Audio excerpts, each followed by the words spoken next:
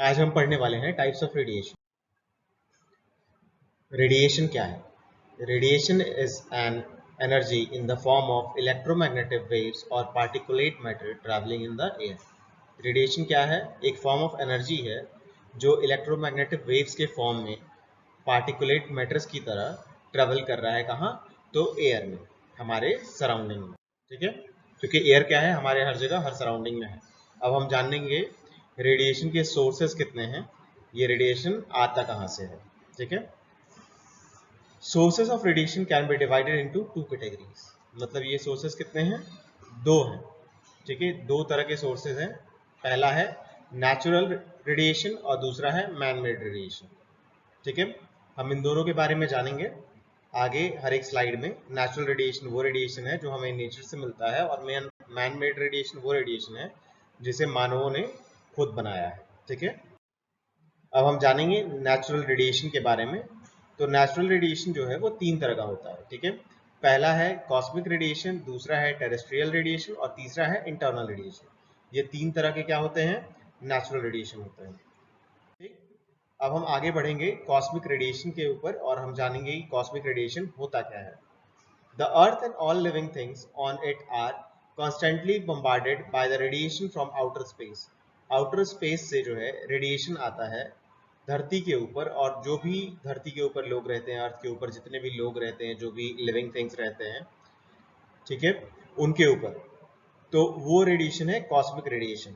The amount of cosmic radiation varies in different parts of the world. ये world के हर जगह पे जो है वेरी करता है, किस कहीं पे कम है, कहीं ज्यादा है। ठीक है, अब जो है नॉर्मल एल्टीट्यूड पे ये रेडिएशन कितना है? तो 35 मिली रैड रेडिएशन जो है लगता है नॉर्मल एल्टीट्यूड पे। जो लोग जेट प्लेन्स पे रहते हैं उनको 300 मिली रैड रेडिएशन लगता है पर ईयर। ठीक है, टेरेस्ट्रियल रेडिएशन। टेरेस्ट्रियल रेडिएशन क्या है? तो ये वो रेडिएशन है जो हमें जमीन से मिलता है, लैंड से। ठीक है, radioactive material is also found through out nature in soil, water and vegetation. Radioactive material जो है कहाँ कहाँ पाया जाता है नेचर से? तो सॉइल में, मिट्टी में, पानी में और खेती में। ठीक है, important radioactive elements include uranium, thorium, radium and isotopes of potassium. ये कहाँ पाए जाते हैं? पत्थरों में। ठीक है, the amount of terrestrial radiation approx 50 millirad per year. Terrestrial radiation का जो एक इंसान को जो लगता है डोज, एक ह्यूमन बीइंग को, वो 50 मिलीरैड लगता है पर ईयर में। ठीक है, gases like radon and thorium, ये जो रेडिएशन इमिट करते हैं, तो इनसे जो इंसान को कितना लगता है? 2 मिलीरैड पर ईयर। ठीक है, अब हम चलते हैं अपने नेक्स्ट स्लाइड पे। ठीक है,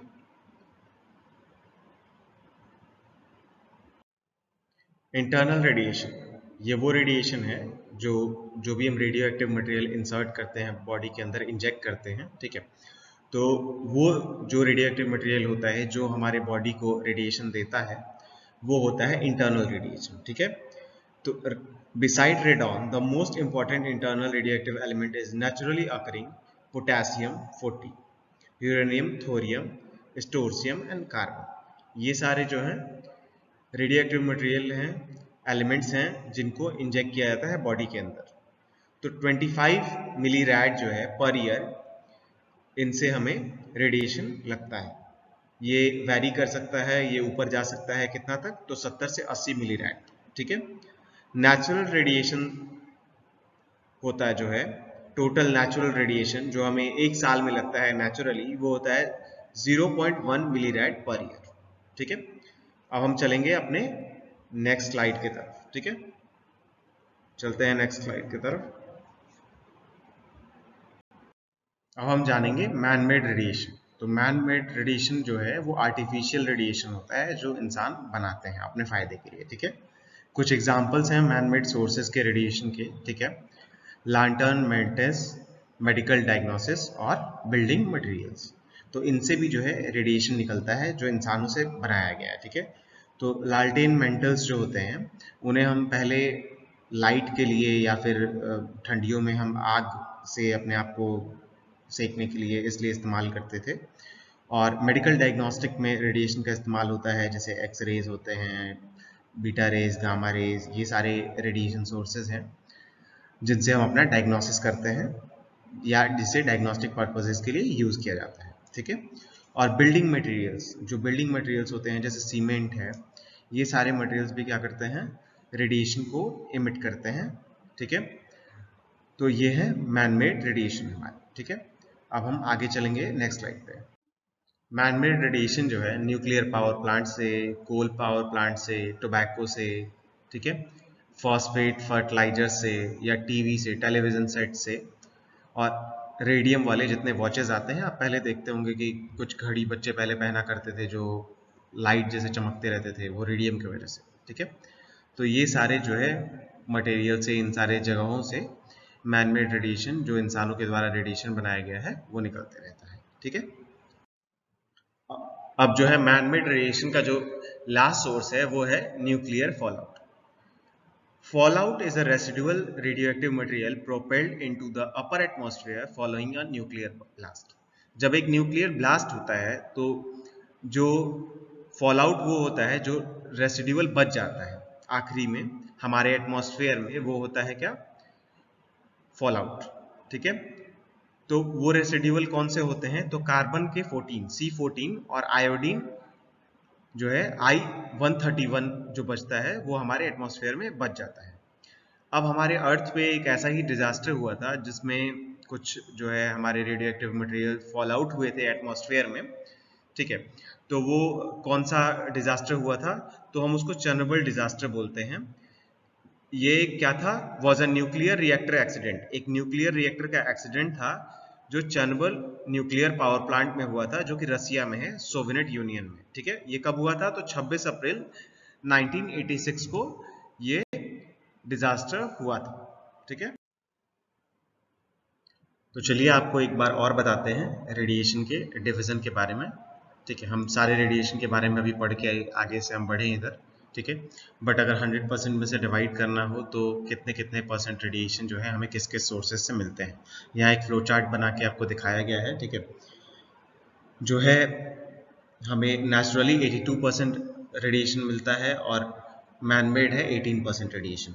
अब नेचुरली 82% रेडिएशन में से रेडॉन 55% होता है, कॉस्मिक रेडिएशन 8% होता है, इंटरनल रेडिएशन जो है 11% होता है। ठीक है।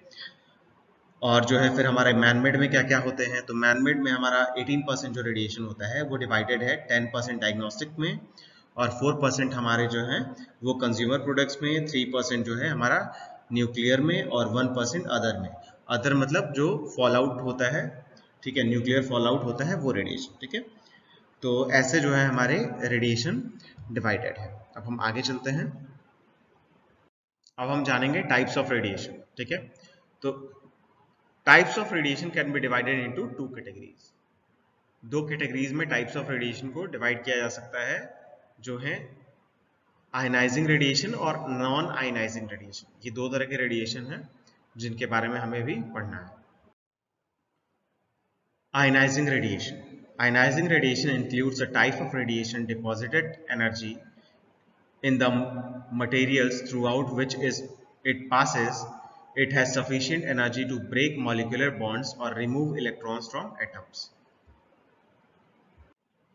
आयनाइजिंग रेडिएशन वो रेडिएशन होता है जब वो किसी मटेरियल में घुसता है तो वो क्या करता है, उसकी इतनी एनर्जी होती है जो वो उसके मॉलिक्यूल्स को ब्रेक डाउन कर देता है और उसमें से जो है इलेक्ट्रॉन्स को रिमूव कर देता है। इसीलिए उसके जो एटम्स हैं वो आयनाइज हो जाते हैं और इसीलिए इसको हम क्या बोलते हैं, आयनाइजिंग रेडिएशन बोलते हैं। ठीक है।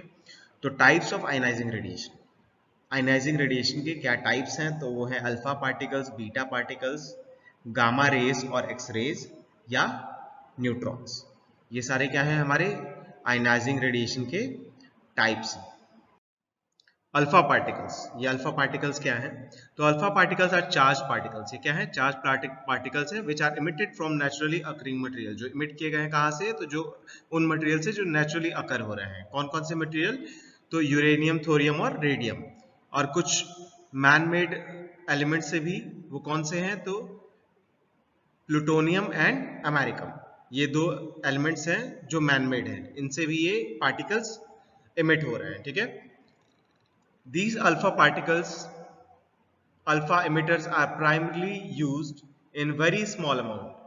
ये emitters को कैसे यूज किया जाता है? बहुत ही स्मॉल अमाउंट में यूज किया जाता है in items such as smoke detectors, उन आइटम्स में जहां स्मोक का डिटेक्शन किया जाता हो.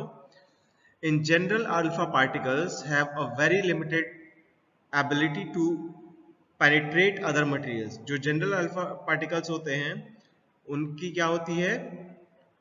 लिमिटेड एबिलिटी होती है पेनिट्रेट करने का, किससे? अदर मटेरियल से. मतलब पेनिट्रेट मतलब आर पार करने की उनकी एबिलिटी जो होती है बहुत ही लिमिटेड होती है.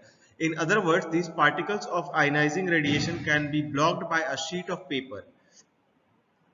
ये आयनाइजिंग रेडिएशन के पार्टिकल्स को कैसे ब्लॉक किया जा सकता है? शीट ऑफ पेपर से, स्किन से, या even a few inches of air, या कुछ अगर ज्यादा अमाउंट में एयर का यूज हो जाए तब भी हम इसे क्या कर सकते हैं? ब्लॉक कर सकते हैं. इसका पेनिट्रेशन पावर जो है इतना लिमिटेड होता है. ठीक है.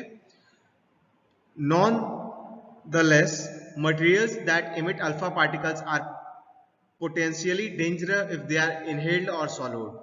ये जो अल्फा पार्टिकल्स होते हैं ये पोटेंशियली इतने डेंजरस होते हैं. कब? तो जो अगर हम इसे इनहेल करें या इन्हें सॉलो करें. ठीक है. But external exposure generally does not pose a danger.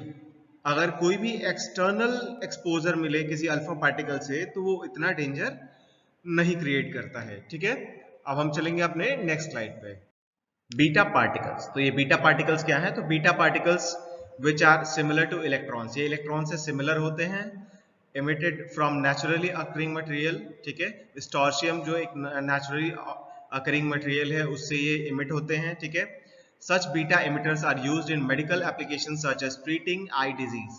जैसे आई डिजीज को भी ट्रीट करने के लिए इसका इस्तेमाल किया जाता है. In general beta particles are lighter than alpha particles. ये अल्फा पार्टिकल से क्या होते हैं? लाइटर होते हैं. And they have generally have a greater ability to penetrate other materials. जैसे अल्फा पार्टिकल्स जो थे वो इतने उनकी एबिलिटी नहीं थी जो वो किसी भी मैटर को पेनिट्रेट कर पाए, मगर ये उससे थोड़ा ज्यादा इनके पास जो है एबिलिटी होती है पेनिट्रेट करने की.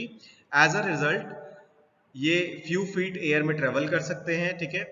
स्किन को पेनिट्रेट कर सकते हैं. Nonetheless, a thin sheet of metal or a plastic block of wood can stop beta particles. Beta particles को भी स्टॉप किया जा सकता है. किससे? तो मेटल या प्लास्टिक के किसी थिन शीट से या किसी block of would say beta particles को भी स्टॉप किया जा सकता है. ठीक है. गामा रेज क्या होते हैं? Gamma rays consist of high energy waves. इनके पास क्या होती है? हाई एनर्जी वेव्स होती हैं. That can travel great distance at the speed of light. वो क्या कर सकता है? ग्रेट डिस्टेंस मतलब बहुत डिस्टेंस को वो ट्रेवल कर सकता है. किस स्पीड पे? तो लाइट के स्पीड पे. इसके पास ग्रेट एबिलिटी होती है पेनिट्रेट करने की, किसी भी चीज को आर पार करने की इसके पास क्या होती है? बहुत ही एबिलिटी होती है. ठीक है. For that reason gamma rays such as from cobalt 60 are often used in medical applications to treat cancer and sterilize medical instruments. इसको क्या किया जाता है? कैंसर के ट्रीटमेंट के लिए भी इस गामा रेज को हम इस्तेमाल करते हैं और स्टरलाइज करने के लिए मेडिकल इक्विपमेंट्स को. ठीक है. बायोमेडिकल वेस्ट को भी स्टरलाइज करने के लिए या डिग्रेड करने के लिए हम किसका इस्तेमाल करते हैं? गामा रेज का इस्तेमाल करते हैं. जो कहां से इमिट होता है? तो कोबाल्ट 60 से. ठीक है. X-rays. X-rays are typically used to provide static images of body parts. Static images अगर body part के लेने होते हैं, ठीक है, या फिर teeth के या bones के, तो हम किसको यूज करते हैं? हम एक्सरे का यूज करते हैं. और इसका यूज हम और कहाँ करते हैं? तो इंडस्ट्रीज में भी करते हैं वेल्ड्स के डिफेक्ट्स को फाइंड करने के लिए. ठीक है. Despite their ability to penetrate other materials, in general, neither gamma rays nor X-rays have the ability to make anything radioactive. ये एक्सरेज और गामा रेज जो होते हैं वो किसी भी मटेरियल को या किसी भी चीज को रेडियो एक्टिव नहीं करते हैं. ठीक है. सेवरल फीट ऑफ कंक्रीट अगर हो या फिर कुछ इंचेस का डेंस मटेरियल हो या फिर हम अगर लेड का इस्तेमाल करें या लेड के इक्विवेलेंट कोई मटेरियल हो, ठीक है, तो ये क्या कर सकता है? इसको ब्लॉक कर सकता है या उसके पेनिट्रेशन को रोक सकता है. ठीक है. Neutrons are high-speed nuclear particles that have exceptional ability to penetrate other materials. ये क्या होते हैं? हाई स्पीड न्यूक्लियर पार्टिकल्स हैं. इनके पास एक एक्सेप्शनल एबिलिटी है किसी भी मटेरियल को पेनिट्रेट करने की. ठीक है. जो बाकी और जिनके बारे में हमने पढ़ा है उनसे ज्यादा है. ठीक है. Of the 5 types of ionizing radiation discussed here, neutrons are the only one that can make objects radio active. जो अभी हम 5 रेडियो एक्टिव मटेरियल्स के बारे में पढ़े हैं उनमें से बस यही एक है जो किसी भी मटेरियल को रेडियो एक्टिव बना सकते हैं, और इस रेडियो एक्टिव बनाने के प्रोसेस को हम कहते हैं न्यूट्रॉन एक्टिवेशन। ठीक है, ये क्या करते हैं? Produces many of the radioactive sources that are used in medical, academic and industrial application including the exploration. ठीक है, because of the exceptional ability to penetrate other materials, neutrons can travel great distances in air and require very thick hydrogen containing materials such as concrete or water to block them। ठीक है, तो इनके पास क्योंकि penetration power ज्यादा होता है तो इनको बहुत ही हैवी मटेरियल चाहिए। ठीक है, अगर लेड यूज कर रहे हैं तो वो भी हमें बहुत ही हैवी चाहिए। ठीक है, उसकी भी थिकनेस हमें ज्यादा चाहिए न्यूट्रॉन्स को रोकने के लिए। ठीक है, ये इजीली इनको रोका नहीं जा सकता है, ये इजीली चीजों को पेनिट्रेट करते हैं, और जिन भी चीजों के अंदर से ये पेनिट्रेट करते हैं उनको ये रेडियो एक्टिव बना देते हैं। ठीक है, non ionising radiation. Non ionising radiation depending on how it affects matter, ये मैटर को कैसे अफेक्ट करता है। Non ionising radiation include visible light, heat, radar, microwaves and radio waves. ये क्या इंक्लूड करते हैं? विजिबल लाइट को, हीट को, या रडार को, या माइक्रोवेव्स को, या फिर रेडियो एक्टिव वेव्स को इंक्लूड करते हैं। ये this type of radiation deposits energy in the materials through which it passes, but it does not have sufficient energy to break molecular bonds or remove electrons from atoms। पहले तो जब हम non ionising radiation जब हम नाम सुन रहे हैं तभी ये बात आ रही है कि ये आयनाइज नहीं कर सकता है किसी भी किसको, मैटर को, किसी भी मटेरियल को, तो इसीलिए इसको हम नॉन आयनाइजिंग मटेरियल बोलते हैं। ठीक है, ये किसी भी बॉन्ड को, मॉलिक्यूलर बॉन्ड को ब्रेक डाउन नहीं करता है। ठीक है, ये डिपॉजिट करता है एनर्जी जिस भी एटम से या जिस भी मॉलिक्यूल से, जिस भी मैटर से ये पास करता है, मगर इसके पास सफिशिएंट एनर्जी नहीं होती है किसी भी बॉन्ड को तोड़ने के लिए। ठीक है, नॉन आयनाइजिंग रेडिएशन, यहां सामने एक इलेक्ट्रोमैग्नेटिक स्पेक्ट्रम बना हुआ है जो कैटेगराइज करता है जितने भी रेडिएशन पाए जाते हैं हमारे नेचर में, हमारे अर्थ पे, उनका एक कैटेगराइजेशन हो रहा है यहाँ पे। ठीक है, जो कि नॉन आयनाइजिंग रेडिएशन और आयनाइजिंग रेडिएशन के बीच में कैटेगराइजेशन है यहाँ पे। तो जितने भी बड़े वेवलेंथ आप देखोगे, जितना भी बड़ा वेवलेंथ होगा उतना ही वो रेडिएशन जो है नॉन आयनाइजिंग होगा और उसकी जो है पेनिट्रेशन पावर कम होगी। और जब वेवलेंथ शॉर्टर होते जाएगा जैसे जैसे, वैसे ही उस चीज की, जिस भी चीज की वेवलेंथ शॉर्टर होगी उसका वो आयनाइजिंग रेडिएशन होगा और उसकी पेनिट्रेशन पावर क्या होगी, वो ज्यादा होगी। ठीक है, अभी हमने नॉन आयनाइजिंग रेडिएशन के बारे में पढ़ा है और हम उसके यूजेस को जानेंगे। ठीक है, ultraviolet UV radiation is a natural part of solar radiation and is released by black lights, tanning beds and electric arc lights. ठीक है, normal everyday levels of UV radiation can be helpful and produce vitamin D. जो normal UV ray होता है वो क्या करता है, vitamin D को प्रोड्यूस करता है। ठीक है, और टैनिंग के लिए भी लोग इसका यूज करते हैं। हमारे इंडिया में तो टैनिंग अगर किसी को हो जाती है तो लोग जो है टैनिंग के लिए क्रीम लगाते हैं, फेस वॉश लगाते हैं, मगर कुछ ऐसे जगह है जहाँ काफी गोरे लोग होते हैं, उनको टैनिंग की जरूरत पड़ जाती है। ठीक है, तो अपनी टैनिंग जो है धूप में जाके करते हैं। और काफी लोग जिनको विटामिन डी की कमी होती है या कुछ लोग जो है अपने आप को हेल्दी रखना चाहते हैं, तो वो 2 से 3 बार जो है सन रेज में या फिर अल्ट्रावायलेट रेज के पास रहते हैं और अल्ट्रावायलेट रेज जो है सनलाइट से एब्जॉर्ब करते हैं। ठीक है, WHO ये कहता है, वो रिकमेंड करता है कि 5 से लेके 15 मिनट अगर सन का एक्सपोजर अगर किसी भी ह्यूमन को 2 से 3 बार लगता है एक वीक में, तो उसके बॉडी को इनफ विटामिन डी मिल जाएगा। ठीक है, रेडियो फ्रीक्वेंसी RF जिसको कहते हैं, radiation uses in many broadcast and communication applications. ये कहाँ यूज होता है? ब्रॉडकास्ट करने के लिए आप टेलीविजन देखते हो, या कम्युनिकेशन के लिए जब आप मोबाइल फोन्स का यूज करते हो, टेलीफोन्स का यूज करते हो, तो यहाँ किसका यूज किया जाता है? रेडियो फ्रिक्वेंसी का यूज किया जाता है। माइक्रोवेव्स जो है किचन्स में यूज किए जाते हैं आजकल खाने बनाने के लिए और खानों को गर्म करने के लिए। होटल्स में, घरों में, रेस्टोरेंट्स में, ये हर जगह यूज किए जा रहे हैं। ठीक है, इंफ्रारेड रेडिएशन यूजेस इन हीट लैम्प। हीट लैम्प्स के अंदर क्या यूज होता है? इंफ्रारेड रेडिएशन का यूज होता है। ठीक है, थैंक यू, मैं Pratyush. Lecturer Pavitra institute of health sciences से। हमारे चैनल को लाइक, शेयर और सब्सक्राइब ज़रूर करें और इन वीडियोस को अपने दोस्तों से शेयर करें जो भी इसको पढ़ना चाहते हैं या इस सब्जेक्ट से रिलेट करते हैं, और आगे भी ऐसे ही वीडियोस को पाने के लिए हमसे जुड़े रहें।